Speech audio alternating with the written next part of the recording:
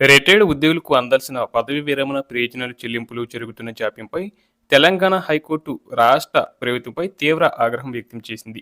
రంగారెడ్డి జిల్లా కోర్టులో అడ్మినిస్ట్రేటివ్ ఆఫీసర్గా విధులు నిర్వహించి 6 నెలల క్రితం రిటైర్డ్ అయిన విజయ్ కుమార్ కు రావాల్సిన పెన్షన్ ప్రయోజనాలను రాబోయే 4 వారాల్లోగా పూర్తి స్థాయిలో చెల్లించాలని హైకోర్టు స్పష్టం చేసింది. ఒకవేళ నిర్ణీత గడువులోగా ఈ చెల్లింపులు జరగకపోతే టోకెన్ జారీ చేసిన తేదీ నుంచి 18% వార్షిక వడ్డీతో కలిపి ఆ మొత్తాన్ని చెల్లించాల్సి ఉంటుందని హెచ్చరించింది. వృద్ధాప్యంలో తమ కష్టార్జితం కోసం ఉద్యోగులు కోర్టుల చుట్టూ తిరగడం సరికాదని, తక్షణమే ఈ బకాయిలను విడుదల చేయాలని న్యాయస్థానం ప్రభుత్వాన్ని ఆదేశించింది. అలాగే అన్ని ప్రభుత్వ శాఖల్లో ఉద్యోగ విరమణ చేసిన ఉద్యోగులకు చెల్లించాల్సిన బెనిఫిట్స్ విషయంలో ప్రభుత్వం వాయిదాల పద్ధతిని ఎంచుకోవడానికి వీల్లేదని హైకోర్టు తేల్చి చెప్పింది. రిటైర్డ్ ఉద్యోగులకు చట్ట ప్రకారం చెల్లించాల్సిన పెన్షన్, జీపీఎఫ్, కమ్యుటేషన్ గ్రాట్యుటీ, అద్యత సెలవు, సరెండర్ లీవ్, గ్రూప్ ఇన్సూరెన్స్ తదితర ఉద్యోగ విరమణ ప్రయోజనాలను చెల్లించాల్సిందేనని కీలక ఉత్తర్వులు జారీ చేసింది.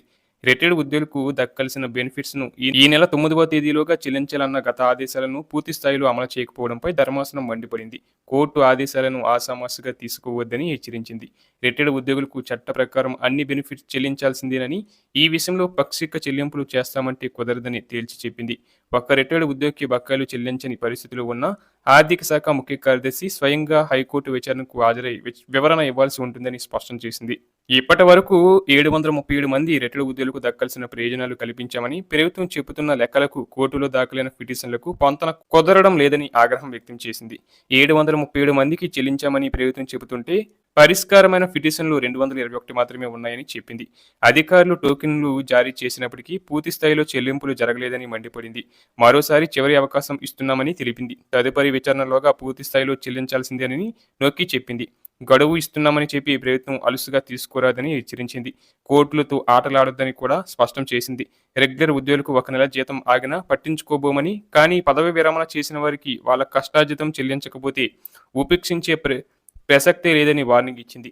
ఇచ్చే సొమ్ము ప్రభుత్వానిదేమీ కాదని విషయాన్ని పాలకులు, అధికారులు గుర్తించాలని పేర్కొంది. ఉద్యోగాలు చేసినంతకాలం కూడబెట్టిన సొంత సొమ్మునే ఉద్యోగ విరమణ తర్వాత ప్రభుత్వం వారికి చెల్లిస్తుందన్న కీలక విషయాన్ని విస్మరించొద్దని చెప్పింది.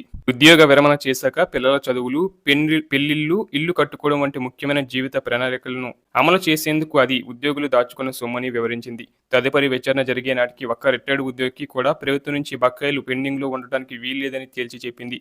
రిటైర్మెంట్ బెనిఫిట్స్ చెల్లించడం లేదంటూ దాఖలైన పిటిషన్ల వారీగా ప్రభుత్వం చెల్లింపులు నివేదిక ఇవ్వాలని ఆదేశించింది. ఉద్యోగ విరమణ ప్రయోజనాలను చెల్లించాలని గత ఏడాది జారీ చేసిన ఉత్తర్వులను అమలు చేయలేదంటూ దాఖలైన సుమారు 572కు పైగా కోర్టు ధిక్కరణ పిటిషన్లను న్యాయమూర్తి జస్టిస్ నామవరపు రాజేశ్వరరావు గురువారం విచారణ చేపట్టారు.